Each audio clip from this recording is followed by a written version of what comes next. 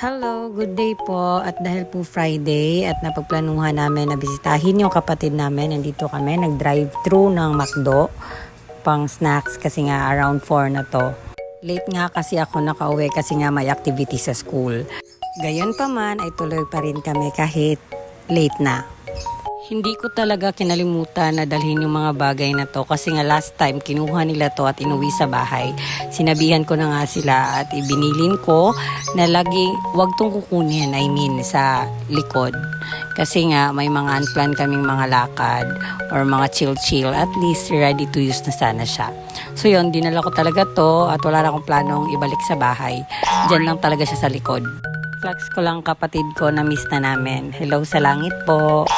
So, ito yung mga ginagawa namin pag wala kaming magawa sa bahay. Pumupunta kami dito, yung hindi na masyadong mainit. So, hapon yon nagdadala kami ng snacks.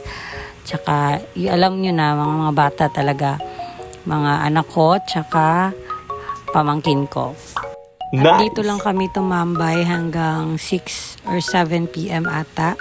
Kapag nandito naman kami, yung kapatid ko naman, double purpose yan.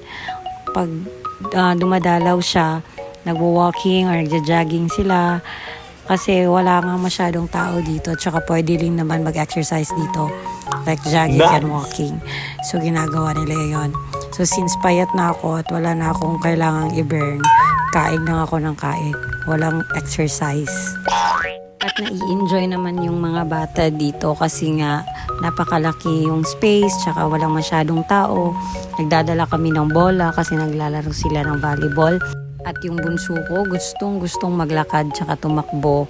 Kaya swak talaga sa kanila yung space na to. At hindi na rin mainit. Kaya napakagandang mag-chill lang dito, di ba? Habang kumakain kami dito, napag-usapan namin, napagplanuhan namin kung saan kami gagala sa susunod. So, yun nga, gusto ko nga mag-try na camping or mag-tent sa ibabaw ng bukid. Nice. So, yung napili namin is Naga.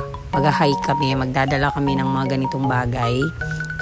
Camping table, tent, at iba pa. So, gusto kong matry yun.